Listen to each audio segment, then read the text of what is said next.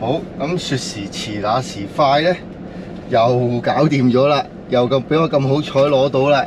咁都啲職員都好好啊，冇受疫情嘅影響，都喺度繼續緊守崗位啊，令到我哋呢啲可以揾啖苦飯食下呢啲小市民咧，可以好就手咁樣就可以做到我哋應該要做嘅本分啊！咁依家就啱啦，咁就會入去松柏塱啦啊！咁我就又係例牌啦，都係開高德地圖啦。不過其實我識去嘅條路，但係我即管都開嚟行下，等大家了解下個高德地圖究竟係點樣用法。咁頭先少少技術性嘅問題咧，就係我自己唔記得篤翻呢個入口，應該篤正呢個入口，咁佢就唔會指咗我行出邊，佢指咗我行出邊嘅嘛。呢個問阿叔叔先，搞掂啦，唔該。係啦，咁啊依家疫情啦，個個都係戴住口罩、戴住面罩，個個都係好緊張啊，好緊張嘅狀態啊嚇。咁盡量啦，我哋盡量捱過去啦，盡量捱過去啦。多啲正能量，少啲怨氣，少啲負能量咧，就個人開心啲嘅。咁尤其是依家就都其實我哋大家對住個電腦啊，對住嗰個網絡咧係多咗時間嘅，好容易會變咗沉迷嘅係嘛？好容易會變咗沉迷。咁所以如果以我自己去建議咧，你哋都可以多啲喐動下，或者攞個排球落去打下都得㗎嚇，係嘛？兩個人搞掂，另一擰頭，兩個人咁咪你拍下我拍下，攞個籃球落去拍下插下花都好㗎，係嘛？或者攞個羽毛球拍啦，兩個人對打，不過大風係打唔到係嘛？咁啊揀啲冇風嘅位置打咯。不過我點解會講下出咗嚟咧？我唔係撳高德地圖咩？係啊 ，OK， 冇車嘛，好啊，轉出去咯，係啦。咁我搏下懵扮下巴士埋站先，退出，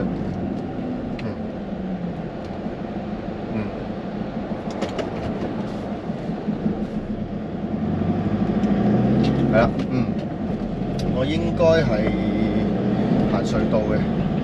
隧道，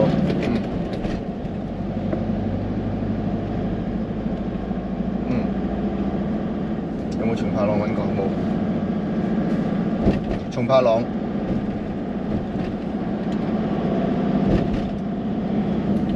咁我會 cut 翻條右線出去。不過右線嗰架車藍色車喳聲嚟緊，唔好。係啊，呢啲寧願停一停啊！呢啲寧願停一停，順便多篤。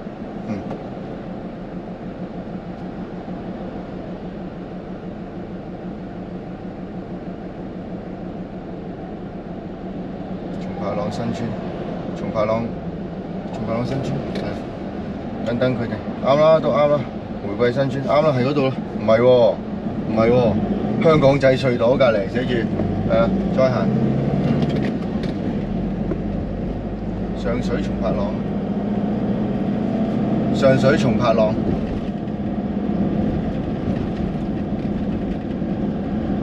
灣仔區唔啱啦，搞唔掂。衰咗，我應該係 set 好個地圖先，先至再開車。咁呢個都係一啲技術性嘅錯誤。我前面再啊，夠個 OK， 3波，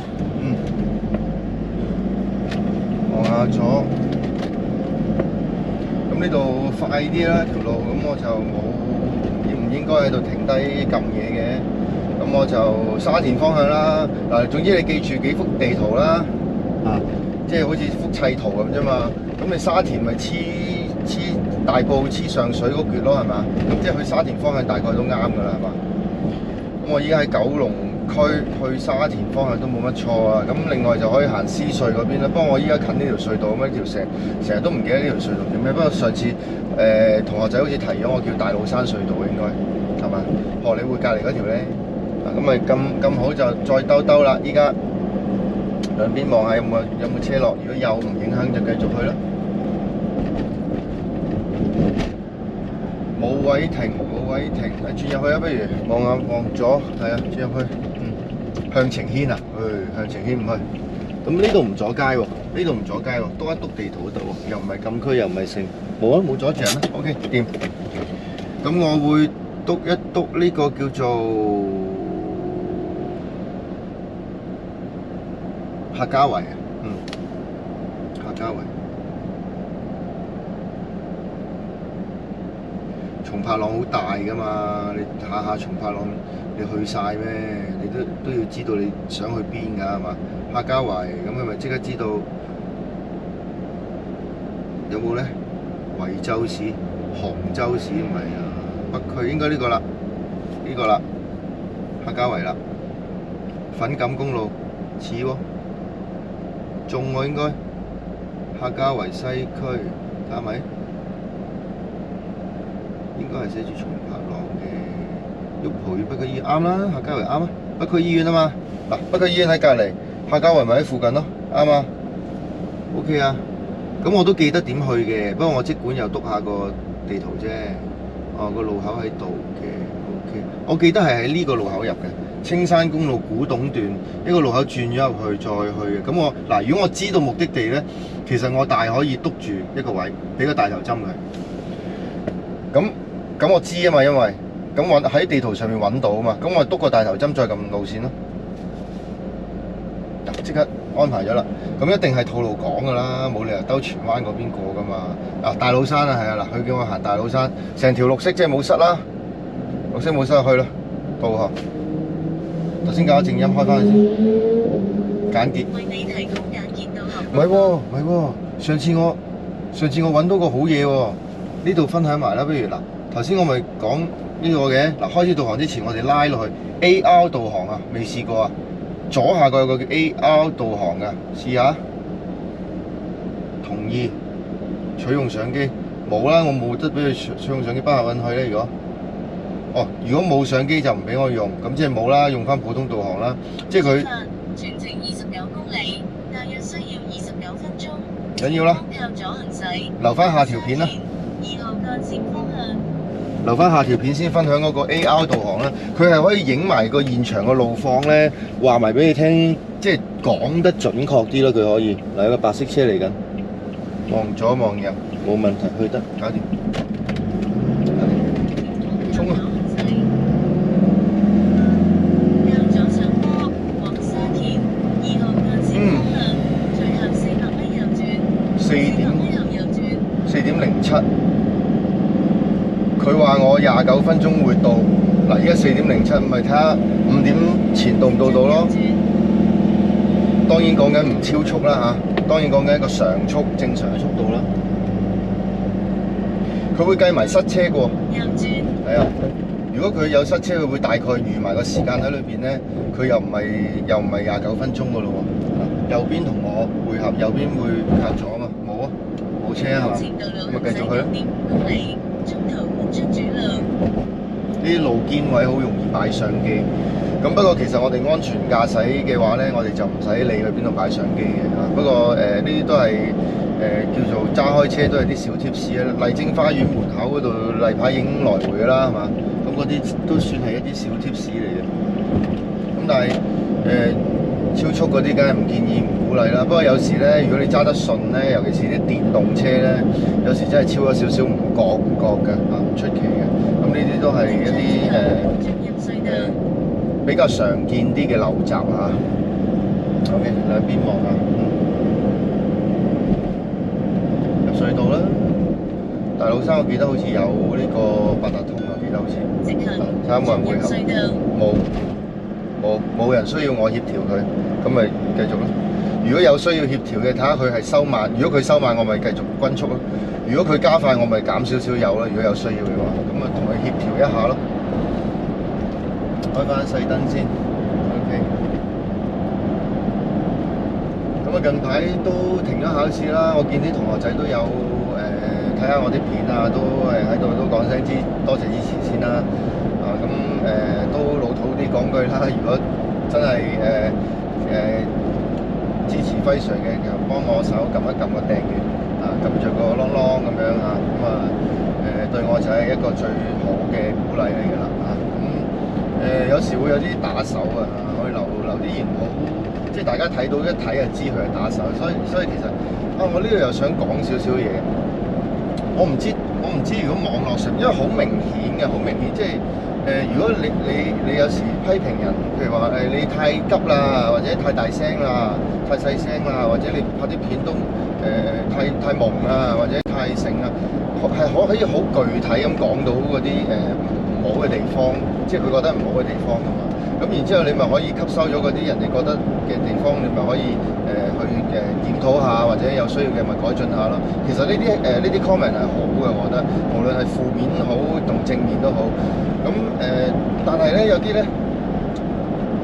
好九唔搭八嘅，即係譬如果有個學生問我師傅啊，我揸成點啊？我話都普普通通啦，不過我覺得你極度樣衰咯個人。咁如果你係嗰個學生，你想唔想打巴我啊？你應該想大巴扯埋嚟啊嘛。OK， 咁如果我有一日真係咁樣講咧，你大巴扯埋嚟都唔緊要嘅，咁我還手係一回事啦，係咪先？咁因為你有時上網睇咧，好無聊啊啲留言啊，有時會講埋啲九唔搭八嗰啲嘢。哦，收費站 OK， 好 OK， 冇問題，注意減速。依家70零冇乜超速，不過個錶收唔到 GPS 啊，所以個速度錶暫時顯示唔到，睇翻車友個錶先。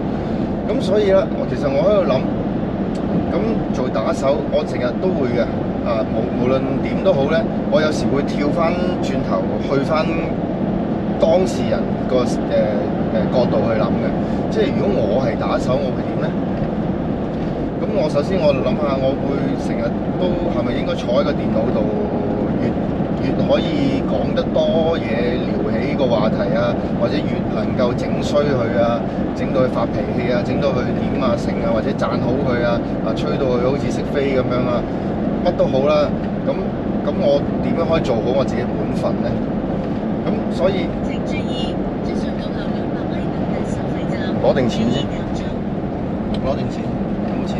有賺曬，夠俾喺度。咁所以有時我即係翻轉頭諗咧，以前睇過阿星爺啊、周星馳咧一套戲叫《食神》，叫喜劇之王。咁其實裏邊好多智慧喺裏邊嘅。留意到阿星爺真係有心機度過嘅，裏邊啲嘢應該係佢親身嘅經歷嚟嘅。就係有句説話就係。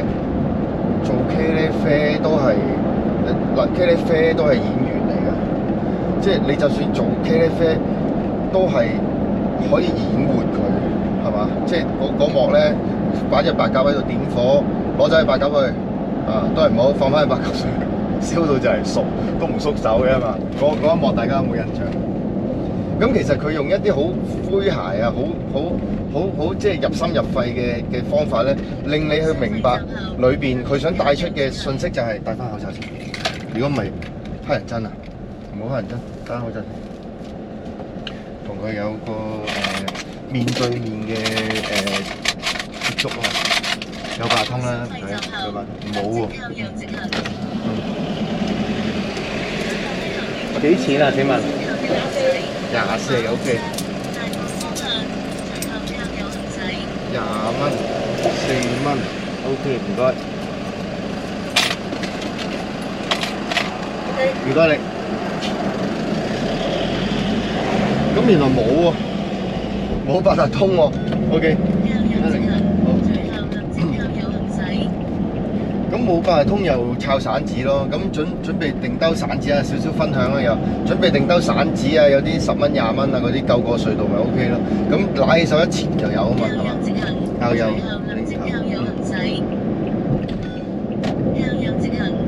OK 冇問題。咁茄喱啡都係臨時演員，你都可以演活佢噶嘛，咁即係就算你做打手都好，我明，即係可能你一日要覆可能1000個就會有500蚊咁樣啦，我亂咁講啦，我唔知啊。覆1000個話題你就有500蚊，就係你今日嘅酬勞啦。咁你嗰1000個，你如果可以好用心去真係撩嬲佢、撩興佢啊，整啲嘢講到撩起個話題啊，令到成件事係做到你嘅效果嘅話，其實你唔使多啊，可能你做人哋做1000個，你做700個，其實已經有效果啊。其實你打手你就可以做金牌打手係嘛 ？OK， 金牌打手啊，大佬。咁你有做金牌打手有咩好處咧？啊，咁有依家時下我眼見咧有好多嘅新嘅一代咧，都係抱住嘅心態就係我咁勤力做咩啫？我咁勤力，老細又會賞識我咩？係嘛？我咁勤力，又會有人讚我咩？係嘛？咁你記住，你用嘅努力咧係你嘅本錢嚟嘅。你有本錢就唔係即刻俾1萬蚊你，唔係咁樣換翻嚟嘅啲錢。呢個叫等價交換。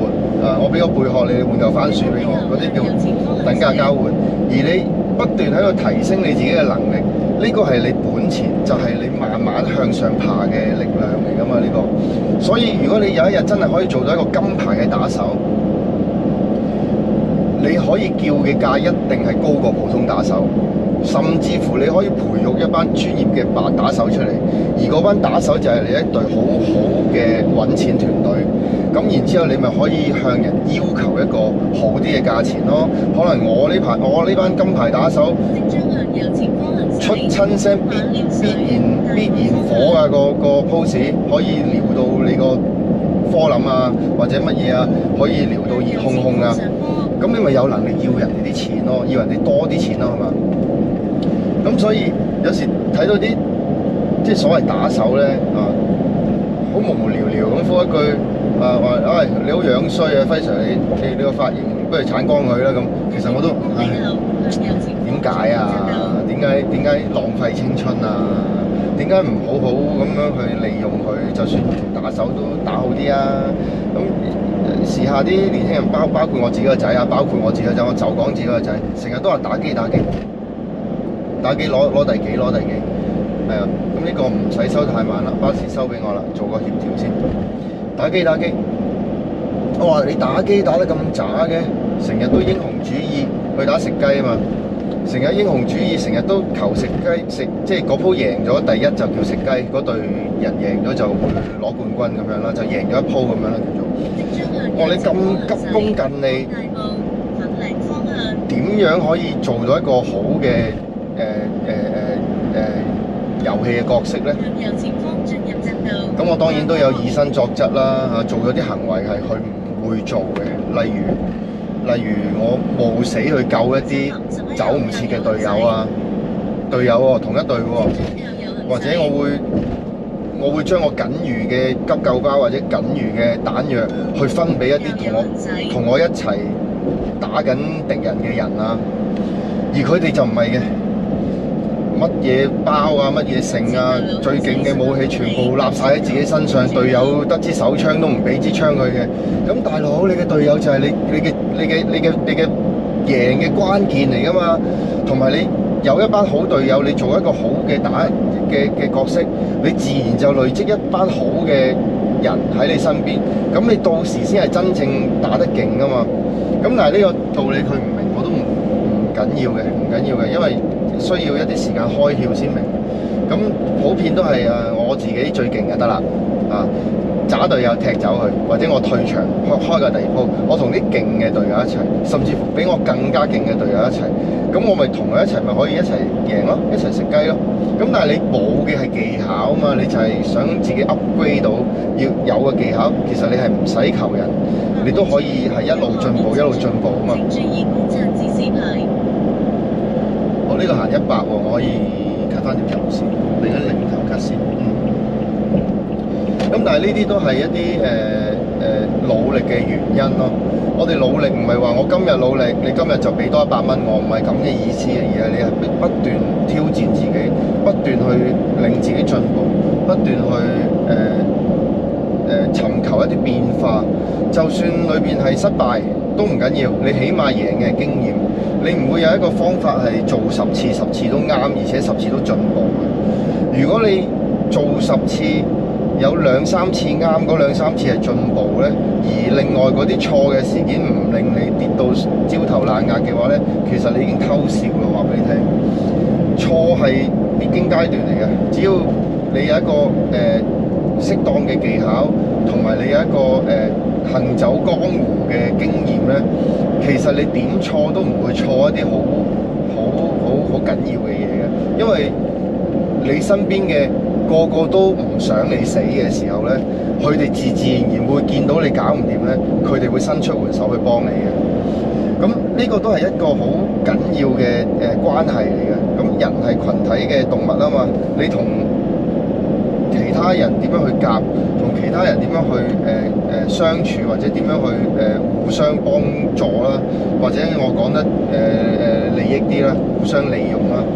咁其實對方都知道你搞緊邊科㗎，係咪？咁只不過大家喺同一個環境裏邊攞到大家要嘅嘢，而大家可以相安無事咁樣去共處，其實就係一個好好嘅關係嚟嘅。行80都同主車流都保持到車速啦、均速啦。咁右邊快右邊嘅事啦，咁我保持翻2線，由左邊數起1、2、3、4，第2線啦啊！我唔會太慢啦，唔會太近啦，行住先啦好，不過前面慢咗啲，佢可能想 cut 左線，後邊應該頂唔順會走噶啦，唔好理佢，反正我呢條線望遠啲咧，大埔南、大埔北、粉嶺，我就係呢條最左線就係啦。你後較右直行。就係呢條最左線啊，9號啊，係嘛？咁我等右邊黃色架貨車。仲有個警車喺後邊，咁呢啲睇你望鏡嘅功力啦。警車走埋，我 cut 條線，響警號添，後邊係警車做緊嘢啊。咁我唔 cut 啦，唔 cut 住啦，費事佢響警號啲車 cut 嚟 cut 去咧，我又無端端咁 cut 條右線，咁無謂咁樣製造一啲混亂啊嘛。可以唔 cut 咪唔 cut 住咯，走埋藍色 cut 得，打燈110 cut 得，睄住啲鏡，我左右 OK。嗱，頭先講靠右行駛嘅意思，佢個導航唔係叫我哋靠右線行駛，而係靠右邊呢一楷。係啦，右邊呢一楷3條線嘅其中1條都係佢所表達嘅靠右行駛。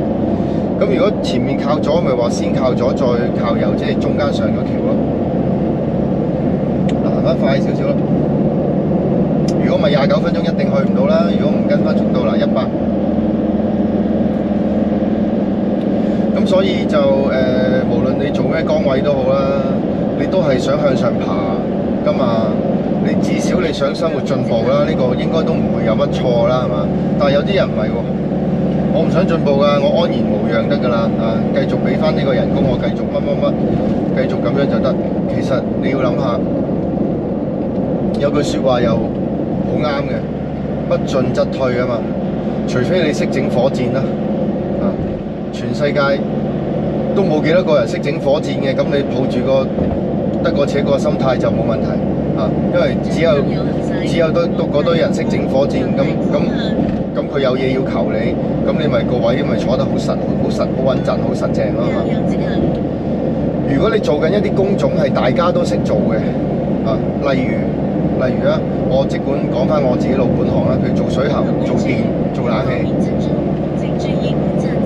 個個都識做，咁你不進就則退㗎啦。咁你就要喺一眾師傅裏邊去做其中一位。咁你有可能如果唔夠嘢做，咪會冇公開咯，係嘛？唔夠嘢做咯，或者有人要人啦，但係請晒咯，請咗10個，你係第11個。唔請你嘅原因好簡單，因為你唔係最 top 嗰10個而唔係最想要嗰10個。咁你咪冇公開咯，係嘛？咁咪就係不進則退咯。咁所以啦，我哋強化，如果你做一啲工種係唔進步，就會令你俾人淘汰嘅話，咁你不妨都係向進步方向做下啦。睇翻條左線，因為左線都冇塞車，又唔係太慢啊。貨車呢度唔係太慢，我睇翻條左線啱。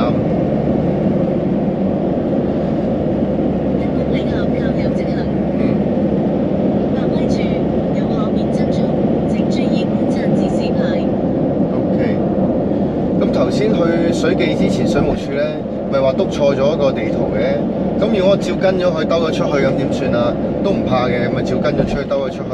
咁你發覺唔係你去嘅地方噶嘛會？唔係我去嘅地方，我喺條高速公路度喎，我只係見到去唔到我嘅目的地，係咪？我見到去唔到，咁你咪安全情況下，靠埋側邊停一停，咪再篤翻啱個地圖，咪再睇咯。咁你到時就會知道啊，原來我應該篤翻個地圖準確啲嘅位置，就係嗰條少少嘅路口嗰條街。咁個導航咪又再次指翻你行嗰條街咯。咁呢啲呢，除咗你要有一個適當嘅路面技巧控制架車之外呢，你要有足夠嘅時間啦。你要係啦，靠右邊呢排啦，右邊呢排，右邊呢排。咁無論你行啱路又好，行錯路又好，用錯導航都好，其實你都係吸收緊知識嘅，你都係強化緊自己嘅路面技巧嘅，係嘛？咁好似頭先咁，我冇位篤地圖喎，咁啊行住車篤啊，唔好啦，唔教、唔鼓勵、唔建議啦。不過有時我成日都講啦，我拍片都有好多蝦碌嘢嘅，咁啊只要無傷大雅，又唔係話好危險影響到人嘅時候咧，其實都係日常。大家都會經歷㗎啦，即係有時有啲 comment 就輝 Sir 你就單手揸軚教壞人，其實嗰啲都係一笑了之啦，聽咗就算數啦。我有時又會諗啦，我一個舉動你就話教壞，如果真係咁好教就好啦。如果真係咁好教啊，就唔使講幾百次都做唔到啦。啱嘅嘢係嘛？咁啊壞嘅唔好嘅唔學，壞嘅學，咁冇辦法啦。咁有時有啲生活上。咁你去街市買餸，夠見啲粗魯嗰啲人喺度講粗口咯。咁你又講粗口，又話因為你入咗街市買餸啊，最衰你都係你啦。要我去街市買餸，搞到我學壞咗講粗口，講唔通㗎嘛，大佬，你自己品德嚟㗎嘛呢啲。咁大個人攞得車牌都成年人啦，係嘛？應該都唔會有未夠18歲攞到車牌啩，係嘛？你成年人嚟㗎嘛，你有足夠嘅思考、足夠嘅理解，咁咪了解就得㗎啦。我從第一條片深手軚掉頭，我都已經捽緊軚㗎啦，已經係嘛？咁如果你企喺個道德判官嘅位上面睇片，其實好辛苦㗎你，我都戥你辛苦。不過你都應該睇得都幾細心。如果你睇得唔細心嘅，應該都唔會坐喺度咁耐喺度睇我單手，係嘛？咁啊都好多謝你嘅支持，同埋都好抱歉令你眼火爆。OK， 但係教壞細路應該就唔會嘅，應該都唔會嘅。如果個細路咁樣都俾我教得壞咧，應該教壞佢都唔止我一個啦，應該都好多人教壞緊佢，因為佢個思想都可能比較單純少少。咁再研究下啦，因為路面上面都好多壞嘅人，有飛車嘅人，有亂咁揸嘅人，有無牌駕駛嘅人，有停牌嘅人，係嘛？有亂咁嚟嘅人，有總之乜嘢人都有，就好似你出到街度，條街有冇電腦啊？係嘛？條街有電腦咁點啊？條街有電腦咁咪走咯，唔通仲撩佢咩？係咪先？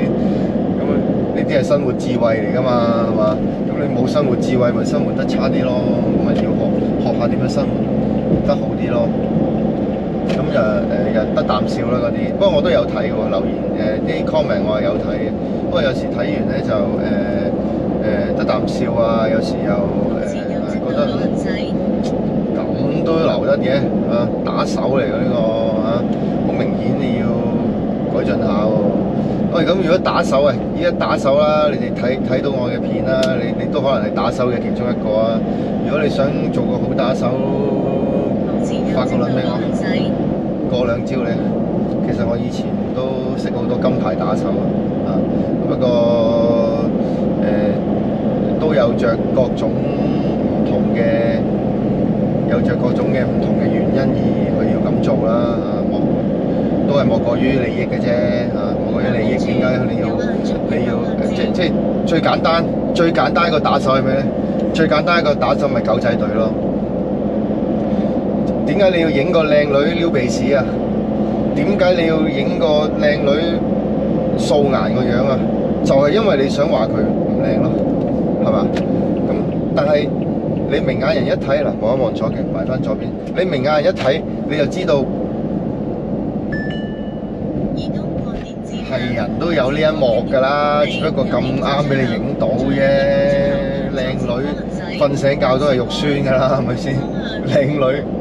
靚女唔化妝，唔洗面，佢塊面都係邋遢㗎，係咪先？一定冇錯啦呢樣嘢。但係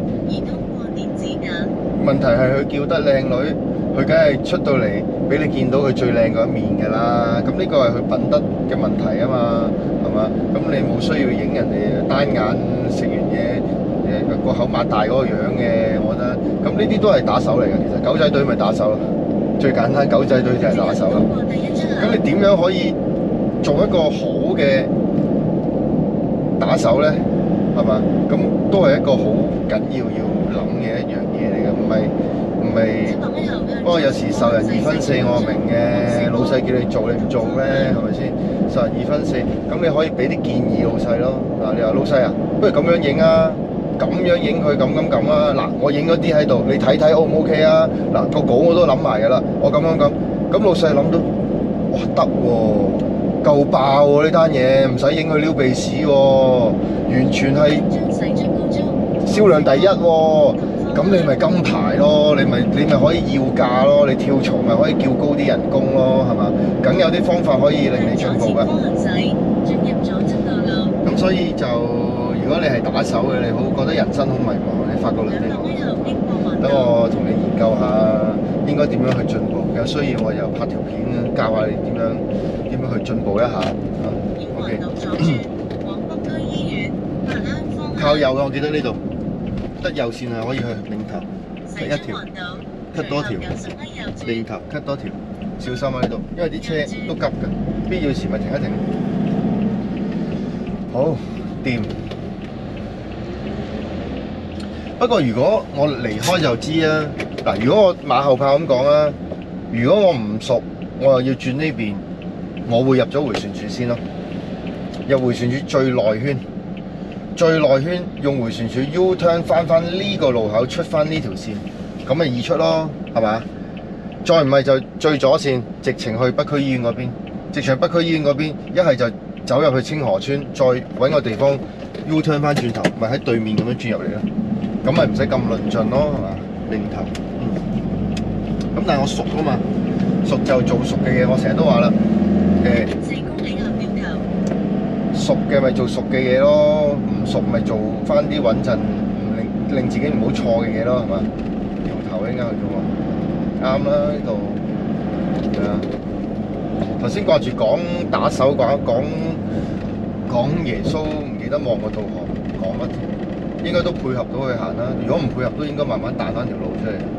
呢啲山路咧，叫做類似山路嘅嘢，小心有冇障礙物啊、石頭啊、各樣啊、冧樹啊，睇下對面會唔會有車越線啊、爬頭啊，或者佢可能瞌眼瞓走過嚟啊，都唔出奇。咁總之呢啲路咧，記住，千祈要保持警覺，要唔好開咁快啊，保持翻一個正確嘅車速。我記得前面係轉右嘅，不過佢老點咗啊？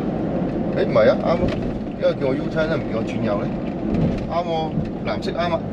望右擰頭，4轉3有車出，唔知佢轉邊，佢轉我呢邊。不過對頭車有車，走埋的士兩架，右鏡 OK 嘛？右鏡暫時 OK， 冇電單車，走多架的士去得，擰頭走得。呢啲去啦，合法衝撞啊呢啲。因為如果我再停，太累贅啦，後面開始會想我爬我頭。迎面嘅車會唔會嚇親佢咧？唔會啊，因為我打晒燈咧，同埋同佢有個適當嘅距離，而且我夠爽手啊嘛。佢大概有個心理準備，都知我係出㗎啦，咁所以爽手擰頭走人。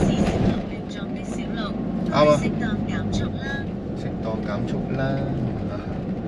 望下兩邊嗱，單線雙程入鄉隨俗啦，同啲村民就唔好頭頂頭啦，車頭頂車頭咁慢駛咯。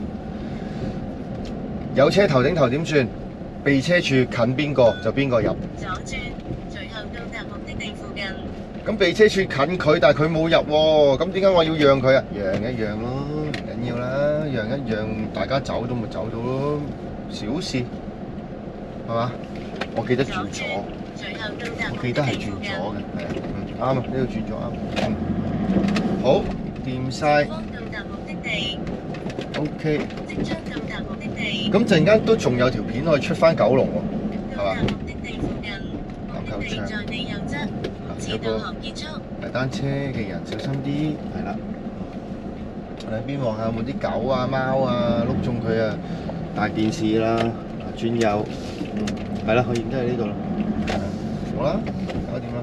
咁陣間都仲有條片出翻去都 OK 喎，再拍多整多條咯。你中意睇口水片，再唔係我咪接影完咪掉鬼咗佢咯。如果唔睇唔出咯，有機喺度有剩咪影咗先咯。揾個位拍啦。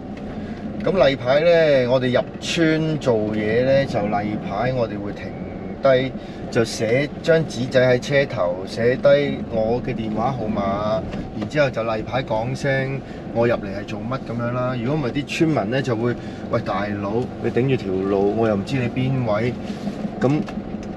咁成個意識形態咧係好唔通氣噶嘛。咁你俾着你係村民，你嬲唔嬲啊？係嘛？你又好明顯唔係呢度嘅人啦，你又泊喺度塞住我條路，咁你係村民你都嬲啦，係嘛？咁所以呢啲都係一啲潛規則嚟嘅。咁上次有個學生話有啲咩潛規則啊，分享下。咁呢啲都係潛規則。我哋入村各樣咧做嘢佢當然俾你做嘢啦，冇理由唔俾人做嘢噶嘛。因為我都係幫村民做嘢啫嘛。咁就寫張紙仔喺車頭，留個電話咯。咁無論你停喺邊度都好，習慣性都係留個電話喺車頭，俾大家揾到你咧，咁就會合理啲。如果你停咗架車喺度，又唔留個電話，其實都幾敏陣嘅。如果你塞住人嘅話，因為你唔知幾時你會塞住人，話唔定你踩住個坑渠蓋，人哋想揭開個坑渠蓋去清下垃圾，都俾你架車踩住咗咧，你唔知噶嘛，係嘛？咁所以留個電話驚唔驚俾人騷擾啊？其實冇人咁得閒走去打電話騷擾你嘅，就算有騷擾你2日都完咗啦，唔通騷擾你成年咩？唔會噶嘛，係嘛？咁再唔係咪留個士啤電話俾佢咯，咁佢咪可以又唔怕佢騷擾，又可以等人可以聯絡到你咯。我兜下兜咗入嚟都停唔到車㗎，哦嗰邊停到，攤個後啦，停喺度停啦。雖然都樣衰嘅停喺度，但係我唔阻人就 O K 啦，開翻啲聲先。褪後樣衰啊嘛，唔好嚇親人。最緊要唔好入呢啲窄路咧，衝住入啊！哇，人哋見到你都唔好啦，係嘛？尤其是有啲同學仔揸得爽手啲㗎嘛，係嘛？佢好有信心控制架車，記住入到人哋地方咧就唔好咁嘈啦，唔好咁黃聲咁樣咯。OK。咁我呢度都盡量扭埋一邊，佢夠唔夠走啊啲人？好似唔夠走喎，即管行前啲啊。都有少少衰衰地啦，樣衰衰咁樣。呢度會唔會大車唔夠咬？不過我入去整少少嘢咧，正常就冇問題嘅。裏邊大車夠走，佢咁樣走，呢邊走入去就入到，呢邊 U turn 又 U 到。OK， 咁我陣間整少少嘢，再同大家分享下我究竟整啲乜。熄一熄機先，拜。